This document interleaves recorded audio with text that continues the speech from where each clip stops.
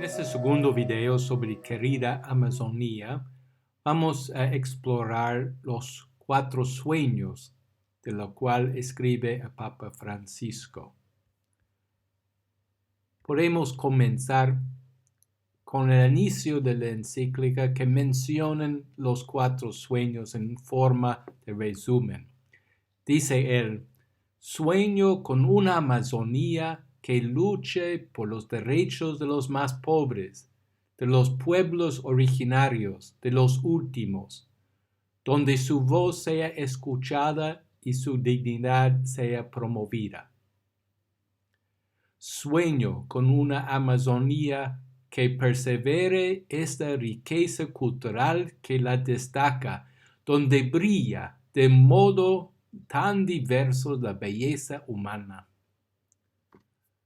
Sueña con una Amazonía que custodia celosamente la abrumadora hermosura natural que la engalaran, la vida desbordante que llena sus ríos y sus selvas.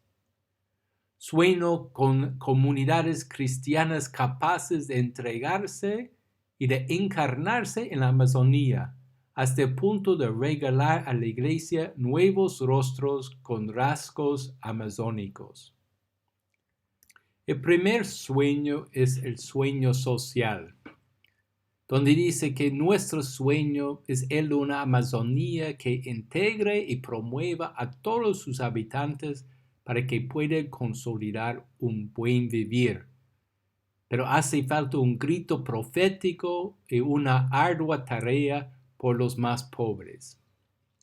Aquí se subraya 3 dimensiones. Primeramente, usa el concepto de buen vivir, un concepto generalizado en las culturas de la Amazonía. Resumen la búsqueda de los pueblos de lo que puede llamar la justa relación entre personas y la naturaleza. Esto es lo que es el buen vivir. Segundo, el grito profético, porque como señala el Papa en este capítulo, hay muchos mitos, falsedades que han promovido sobre la Amazonía, como ser una territorio vacío que debe ocuparse, o una riqueza en bruto que debe desarrollarse, o una inmensidad selvático que debe ser domesticada. Todos estos mitos que promueven el colonialismo terminan haciendo daño al ambiente y termina pisoteando a los más pobres. Por eso la necesidad de un grito profético y una ardua tarea para los más pobres. Es llamativo que él comience querida Amazonía con este enfoque sobre los más pobres, pero este refleja toda su mirada a la vida de la iglesia, de ser una iglesia pobre para los más pobres. El Papa es consciente de que a la luz de las últimas décadas y casi un siglo de proyectos de desarrollo, los que han sufrido más son los pueblos indígenas. Y él dice, la disparidad de poder es enorme. Los débiles no tienen recursos para defenderse, mientras el ganador sigue llevándoselo todo. Los pueblos pobres permanecen siempre pobres y los ricos se hacen cada vez más ricos. Esto requiere el grito profético, porque esto termina con grandes violaciones de los derechos humanos y las nuevas esclavitudes, de lo cual él menciona 2.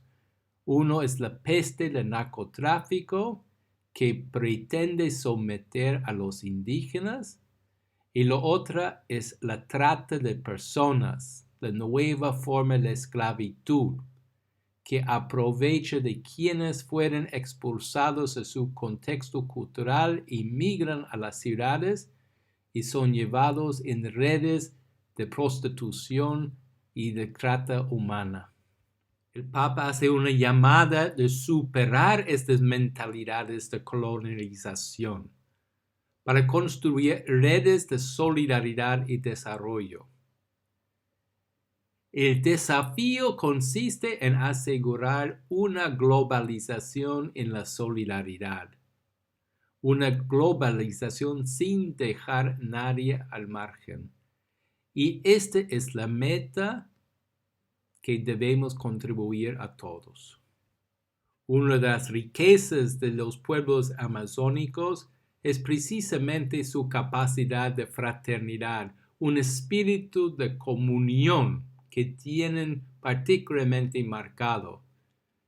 En sus culturas no hay lugar para la idea del individuo desligado de la comunidad o de su territorio. Y este permite entonces extender puentes de diálogo entre las diferentes culturas y con la sociedad que está fuera de su ambiente. Dice el Papa que Cristo redimió al ser humano entero y quiere recomponer en cada uno su capacidad de relación con los otros. El Evangelio propone la caridad divina que brota del corazón de Cristo y que genera una búsqueda de justicia que es inseparablemente un canto de fraternidad y solidaridad, un estímulo para la cultura del encuentro. Aquí es uno de los principales apuntos del Papa en este capítulo, la cultura del encuentro, porque una cultura de encuentro acerca a los pueblos indígenas con dignidad, busca el diálogo social y busca poner a ellos en el centro.